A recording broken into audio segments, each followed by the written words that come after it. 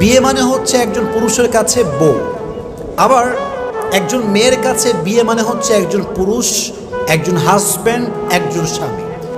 বউ মানে হচ্ছে আপনার সুখ এবং দুঃখের সাথী।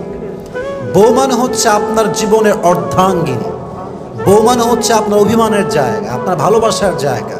বউ মানে হচ্ছে সেই নারী যাকে ধমকও দেওয়া যায়, শাসনও করা যায়, অ্যাট দ্য সেম টাইম তাকে আদর করে ভালোবেসে আবার বুকেও জড়ানো যায়, ঠিক কিনা বলেন?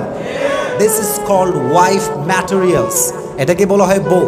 মানুষ যখন প্রচন্ড লেভেলে ভেঙে যায়, প্রচন্ড পরিমাণে অনাকাঙ্ক্ষিত কষ্ট পায়, তখন তার চোখ দিয়ে যে কখন পানি বের হয়, কখন চোখ ভিজে যায়, সে কল্পনাই করতে পারে না যুবক ভাইরা, ঠিক কিনা বলেন?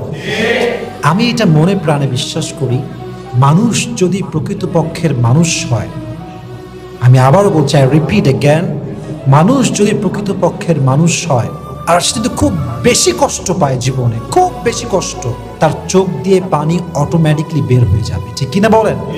This is the nature of human being on earth. এটাই মানুষের স্বভাব, এটাই মানুষের নেচার। যদি ঠিক রাখতে চান, ভাঙতে না চান, যে স্বার্থপর মানুষ আপনাকে কষ্ট দিয়েছে, যে বিশ্বাসঘাতক আপনার বিশ্বাস ভেঙেছে, try your best to avoid this kind of people, যে আপনাকে বারবার ভেঙে দেয়, বারবার কষ্ট দেয়, বারবার আপনার মন ভাঙে, বারবার আপনার বিশ্বাস ভাঙে, এগুলোর আশেপাশেও যাওয়া যাবে না। রাজি আছেন তো ইনশাআল্লাহ? বিশ্বাসটা হচ্ছে মেরুদণ্ডের মতো। মানুষ সোজা হয়ে দাঁড়ায়, সোজা হয়ে বসে, সোজা হয়ে দাঁড়িয়ে থাকে, এর কারণ হচ্ছে মেরুদণ্ড ঠিকঠাক। যার মেরুদণ্ড ব্যাকা হয়ে যায়, সে আর সোজা হয়ে দাঁড়াতে পারে না।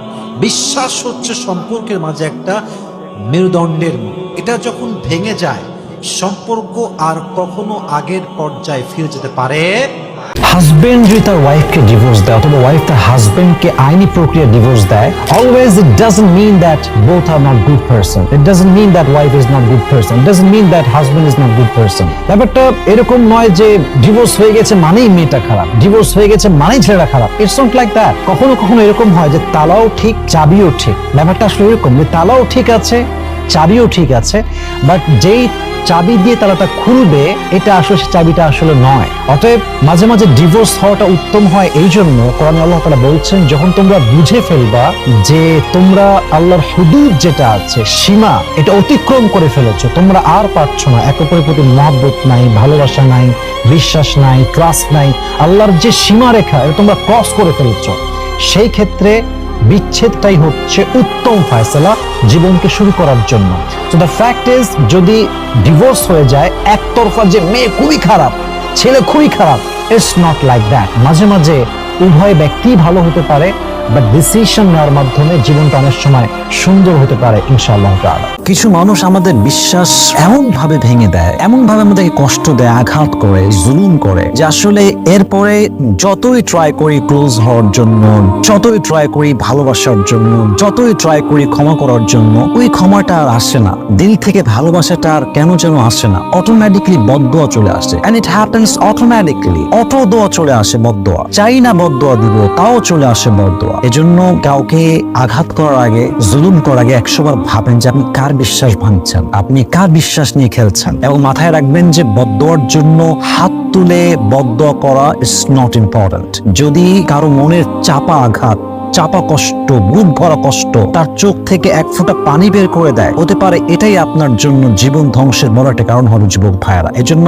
হাদিসে আসছে, ইত্তাকি দাওয়াতাল মাজলুম ফাইন্নাহু লাইসা বাইনাহা ওয়া বাইনাল্লাহি হিজাব। তোমরা মাজলুমের বদদোয়াকে ভয় করো, কারণ তার দোয়া এবং আল্লাহর যে আরশ পর্যন্ত জায়গাটা আছে, সেখানে কোনো পর্দা থাকে না, কোনো দেওয়াল থাকে না। দোয়া করার সঙ্গে সঙ্গে আল্লাহর কাছে কবুল হয়ে যায়। এজন্য খুবই সাবধান, আমরা কখনো কাউকে আঘাত করবো না, বিশ্বাস ভাঙবো না, কষ্ট দেবো না ইনশাআল্লাহ।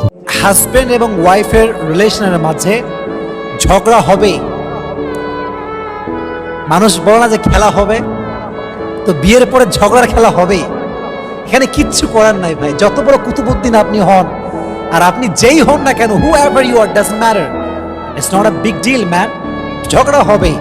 তবে ঝগড়া হলে সমাধান করার নাম ভালোবাসা, হাতটা ছাড়ার নাম ভালোবাসা নয়। যুবক ভাইরা ঠিক কিনা বলেন? যে বিশ্বাসঘাতক হয়, যার সঙ্গে সে বিশ্বাসঘাতকতা করেছে, সে আর কখনো ওই ব্যক্তির চোখের দিকে চোখ রেখে কথা বলতে পারে না, মাথা উঁচু করে দাঁড়াতে পারে না। সে তার অধিকারটা আর প্রকাশ করতে পারে না, কারণ সে জানে যে সে প্রতারণা করেছে। আর প্রতারক কখনো তার মাথা উঁচু করে সম্মানের সঙ্গে বাঁচতে পারে না, ঠিক কিনা বলে? প্রত্যেকটা পুরুষ তার শখের নারীকে সাজা গোজা সুন্দর পরিপাটি দেখতে চায়। একজন স্ত্রীর উচিত নিজেকে শাড়ি পরে, থ্রি পিস পরে, হালকা মেকআপ করে, লিপস্টিক ইউজ করে, যেভাবে পারা যায়, যতভাবে পারা যায় নিজেকে সুশোভিত করে, নিজেকে সাজিয়ে গুজিয়ে সুন্দরভাবে পরিপাটি করে উপস্থাপন করা।